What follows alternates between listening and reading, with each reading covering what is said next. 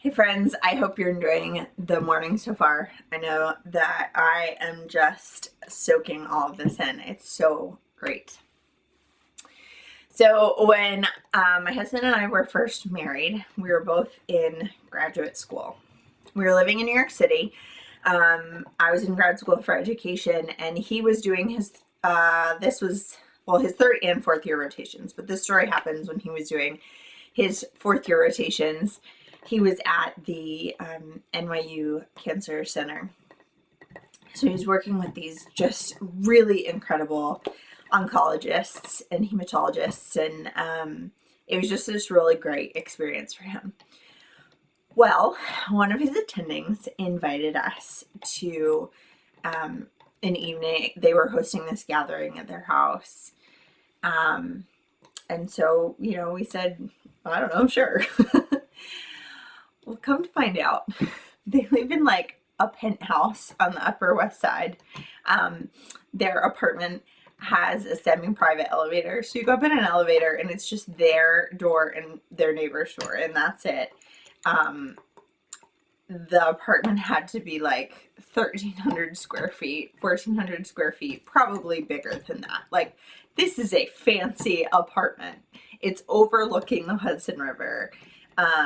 It's just so, like, I didn't want to touch anything. It was so fancy. We're like, we do not belong here. We're probably not dressed right. We don't know, like, any of these people. I talked with this one lady who's on the board for the Guggenheim for a while, right? It was like past hors d'oeuvres and bartenders, and I don't think they had live music, but they probably did, right? This was extravagant from our like lonely little grad student perspectives. So on our way to the party, well, earlier that day, we're like freaking out because we have no idea what to wear. And I think we were doing something, I can't even remember what we were doing for the afternoon, and then this party was in the evening. And so we were going and we're trying to figure out, like, what do we bring as a hostess gift? Like, we know we're way out of our league here. So what's appropriate? So Keith's like, let's bring a bottle of wine. Like, no, like, we probably can't even afford the kind of wine they like to drink. Like, we ended up getting a bouquet of flowers, because who doesn't love fresh flowers, even though, like, that people we rode up in the elevator also brought fresh flowers, right? But I mean, you kind of can't go wrong. But I remember, sitting there thinking, like, this is hospitality. Like, having this, like, movie set kind of apartment near the top of a high-rise building, overlooking the river in New York, like, seeing the skyline and the lights, and, like, that's it. That's hospitality. Well, what I've come to learn over the past few years is that's really entertaining, right? They were very hospitable to us and opened their home to us, but having the perfect location and the perfect food and the perfect guests and the perfect this and the perfect that is just kind of icing on the cake for hospitality. That's not actually the core of what it means to practice hospitality in our lives. So in the chat, in the comment section below, I want you to just write out kind of, what does hospitality mean to you? When you hear the word hospitality, what do you think? Is it a good thing? Is it a bad thing? Is it a scary thing? Is it an exciting thing? How would you define hospitality? I love seeing how all of our different perspectives in life bring us to such different answers on this question. Hospitality, it's really just inviting someone into your life and letting them know that they belong in your life, right? Hospitality doesn't even have to be a party, right? It could be, because parties are fun, but hospitality could just be like hanging out a few minutes longer with a friend because they really need to talk through something, or maybe it's just having a play date, or Maybe you're a teacher and your classroom, you know that your classroom is one of the only safe places for your students. These are just some of the ideas of ways that hospitality can show up in our life. Hospitality, it's just different than I think a lot of us grew up thinking. It can happen anytime in any place. It doesn't really have to be planned. But like I said, parties are fun, right? So it can be like a planned gathering, or it can be spur of the moment. Like you just see that this person needs to know that they belong, and so you practice hospitality. It's really just more of an attitude than specifically an event. Events are great, but if you don't know why you're hosting an event, it's not really hospitality. Hospitality is so focused on the purpose of gathering people, that if you really aren't being intentional about how you're going about it, then you're just not really even sure if it's working, right? It's just like, my kids love those little window clings, and they like to take them and chuck them at the window and see what sticks. Well, I have also found chunks of them on our ceiling because they like to throw them at the ceiling and see if it sticks. And if we're not intentional in our hospitality, that's kind of like it is. Like, I'm just gonna throw it and, invite this person over, and I hope they feel welcome and like they belong, but I don't really know. So, that's kind of what we're going to talk about today. How can we be intentional in our hospitality so that after people have spent time with us, they really truly know that they belong in our lives. So what are some of the ways that right now in your life you're practicing hospitality? Let me know in the comments below. In what ways are you making people feel like they belong? In what ways are you inviting people into your life?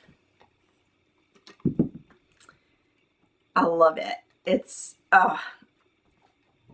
really it can be in really simple ways, but it's so powerful, right? Like, think about a time when you truly felt like you belonged somewhere.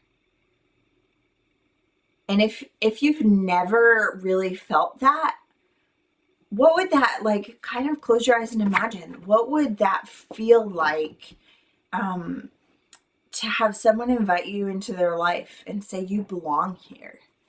Because you belong here, like what we're doing today. You're here and you belong. And I hope that you know that. You might not actually be in my house with me. We might not be in the same space, but in this kind of virtual space, you belong here. So at the church I go to, we meet in a hotel ballroom. And when we first started attending, you go in and the chairs are all set up, like with an aisle down the middle. So there's a band up front. So it's set up vaguely like a church, just in a hotel ballroom. And then on the side of the room, they had folding tables set up with white tablecloths and coffee dispensers and jugs of water. Like, the hotel had set all that up for us. And the people at this hotel are just so kind and gracious and really, really wonderful to us. And the people who were running the church just kept saying, like, we really want people to hang around. We don't want the service to end and everybody disappears, because that's not the point of church. We want church to be this place where people gather and talk, and our service gets out right before lunchtime. So it could be really tempting for people to just disappear and go home and get lunch and feed kids and, get ready for your work week, or you do laundry and get caught up on the house, whatever you use your Sunday afternoon to do. And so I just said, hey, what if we make cookies? Like, what if we just have a giant bowl of cookies on the coffee table? They were like, oh, okay. So I became the cookie lady at church, right? So I bring dozens and dozens and dozens of cookies to church.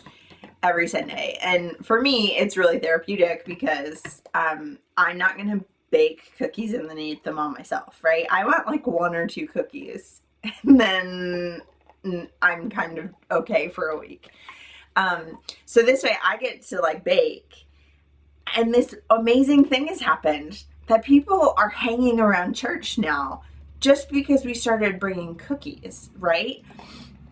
And it's been so fun to watch how something so simple can make people feel a little bit more welcome, a little bit like they want to hang around a little longer, right? We don't need to really do anything fancy. We're not trying to make the hotel ballroom look not like a hotel ballroom, because that's where we meet for church. Like, that's just, it is what it is.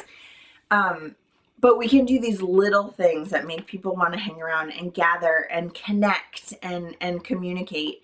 And, I've met new people when I go to grab a cookie from the cookie jar. And it's awesome because it's this place, it's kind of like the water cooler, right? At work, like you talk about like people meet up at the water cooler. I don't even know if workplaces have water coolers anymore, but it's that kind of a thing where it's that place where people gather and connect and meet, and get to know one another and build relationships. And fewer people are disappearing once the church service is over. So let's think about how we can put this kind of hospitality into practice, this mental shift in what it means to practice hospitality in our life. So first we start with the purpose. When someone, let's say for instance, you are gathering people together. We're going to talk about the intentional hospitality. When you gather groups of people together, it could just be 1 or 2 friends. It could be like 15 people. Doesn't matter. All the same stuff applies. So when you've gathered your people together, how do you want them to feel? How do you want your people to feel when you're all together? When they leave, how do you want them to feel? What is the experience like when you're together, and how are they impacted by it afterwards? The next thing to think of is your priorities. What is going on and what can you handle in this season of life? There have been moments in my life where I've hosted regular cookouts for like 40 or 50 people. This moment in my life is not one of those moments. I just don't have the capacity for that. Your hospitality capacity changes with the capacity in your life. If last year you hosted a huge Christmas party, this year maybe you're not up for it. It's okay. Like, right? Your capacity changes depending on what's going on in your life, and that's okay. It's not good or bad, but you do need to recognize what your capacity for hospitality is right now and what your priorities are. What's most important? Is it important to you that you host in your home, or is it just important that you get people together? Maybe you don't host in your home. Maybe somebody else volunteers their home, or you go to a restaurant or a coffee shop or a right? Like, I think we just get so stuck in practicing hospitality has to be a dinner party in my home and it has to be fancy. Like, no, like get that out of your head, because that can be bad tape that makes you feel like you should do something a certain way. And if you're so focused on how you should be doing it, you're forgetting about the purpose of why you even have people gathering together in the first place.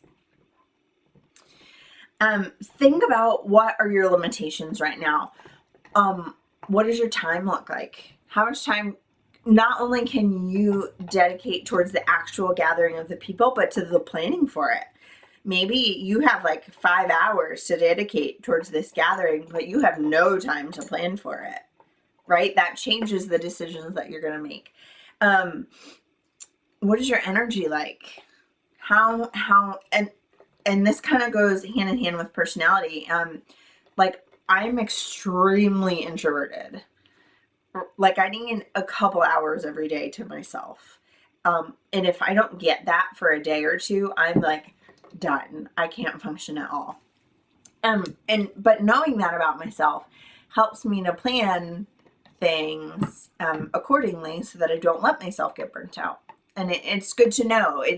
Just because you're introverted doesn't mean that you can't host things. There are perks to everything. I think extroverts make good hosts in that they love to be around people, and they're so much more naturally looking for those opportunities for people to gather and to be in each other's company. But I think introverts tend to be more introspective, and so we're really good at like keeping focused on the purpose of gathering the people together, and being really intentional about that. So don't feel that it's better or worse to be introverted or extroverted. There are such strengths to both things. But you do have to kind of stop for a minute and recognize where do I fall in there, and how is that going to affect my decisions? What are your giftings? What are you great at? What do you love?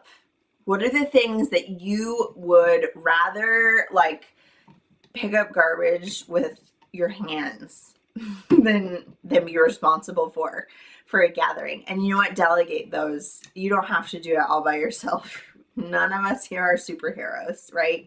So if you hate to cook, have your gathering at a restaurant, or get takeout, or make it a potluck, or have somebody else do the cooking, or like figure out something else. You don't have to cook. It's fine.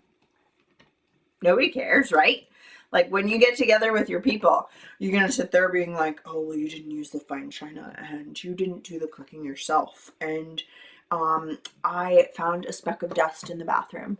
No, who cares? You get together with your people to be together with your people, not to judge each other.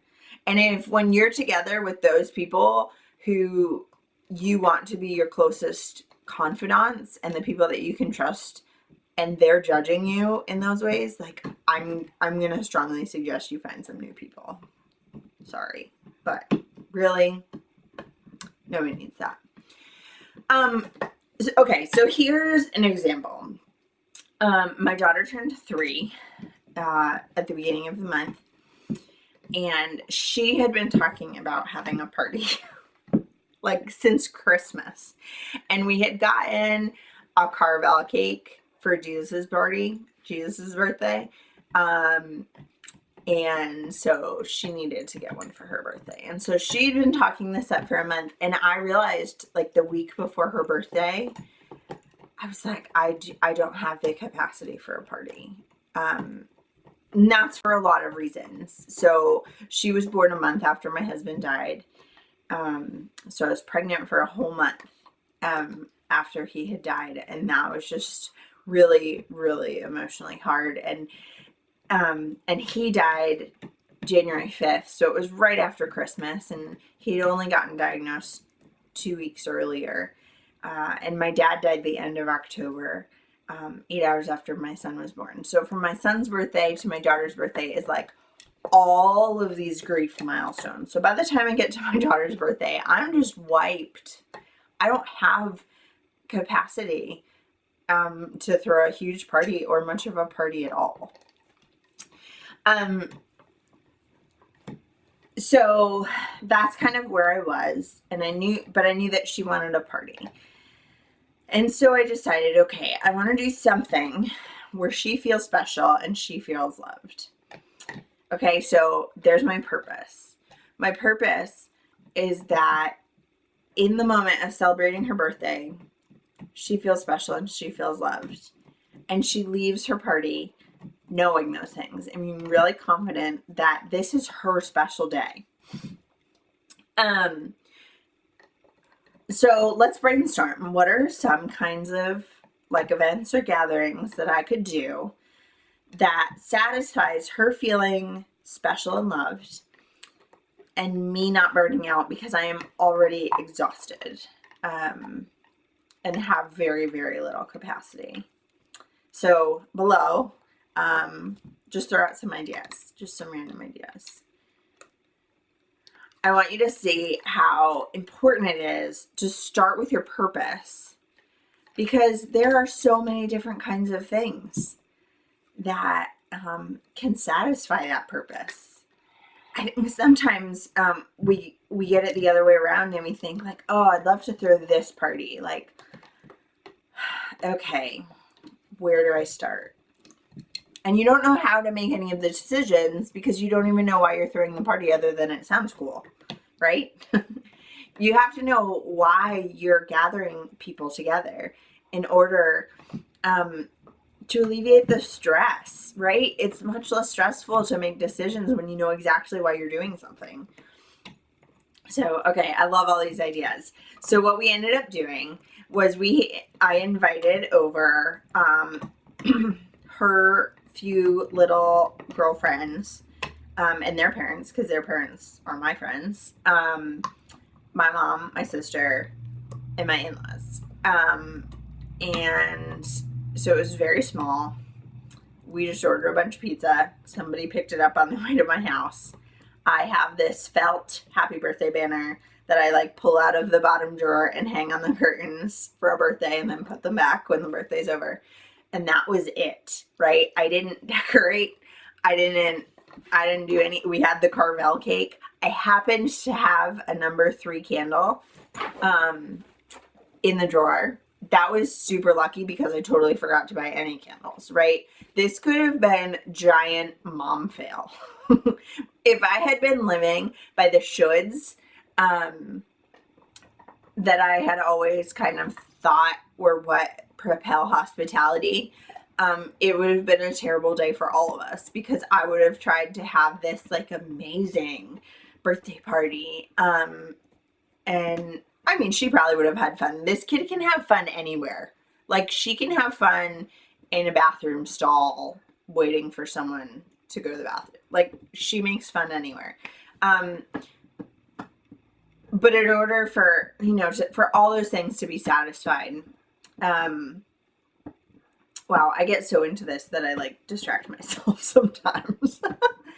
So we kept it really simple. She felt so loved and so special, and it was so wonderful, and it didn't burn me out because I really didn't have to do anything. We used all paper, everything, so everything just got like cleaned off and thrown away, and it was great.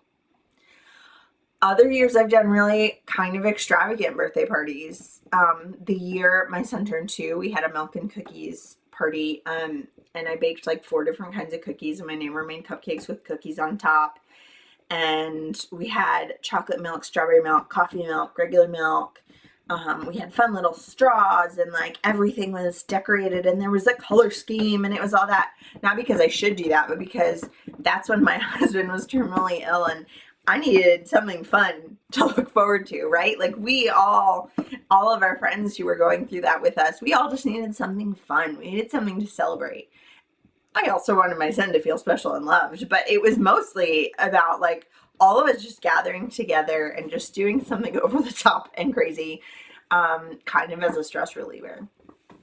And when you approach hospitality in this way, that it's about the purpose, it relieves a lot of the pressure for it to be perfect. Like, did you achieve your purpose? Great. Awesome. It was a success. Did you achieve your purpose and everything looked fabulous? Great. But it wasn't any more of a success. It's just about your purpose for hosting an event. So I really hope that this changes your perspective, in that hospitality is about gathering your people. It's about inviting them into your life and helping them feel like they belong. And not just feel like they belong, because that's a whole different conversation. And maybe we'll go into that another time or in the Facebook group or something. But just being intentional. And sometimes when I gather people together, I just say, you belong here. This is for you. I want you to know that this was meant for you. And sometimes we're really forthcoming about that. And sometimes it's just a matter of meeting somebody for coffee and just taking like 40 minutes, you know, out of your day together to catch up, and that's it. It can just be as simple as that. I talk a lot more about this in my course, Uncomplicated Gatherings, Hosting Made Simple, and I'll talk more about it at the end of the day. I would love to have you be part of that. It has been really encouraging, really encouraging. It's one of those courses where you do it like as a group together, and it's been fun. It's been a really sweet time together to see how different women gather their people together, and some of the women have kind of been unleashed through this and realize that they love hospitality and they want to do this more often. Others are kind of still apprehensive and like, this isn't really my wheelhouse, but now I feel way less pressure. Now I feel much more free to host events in the way that I feel most comfortable. So whichever camp you kind of fall into, I'd love to have you be part of it. Again, I'll share more information at the end of the day. Coming up next is our 30-minute break. You'll have about 30 minutes. You can hang around and chat. You can go get lunch or a snack or check on the kids, or make phone calls, do whatever you need to do with those 30 minutes. And then I'll see you back here at 12:20 Eastern time. Before we head out, I just want to share with you, Joe Saxton sent us a little video about a little more info on her book, The Dream of You, that she talked about in her few minutes. And so that's going to play, and then we'll be off on our break, and I will see you back here at 12:20 Eastern Standard Time.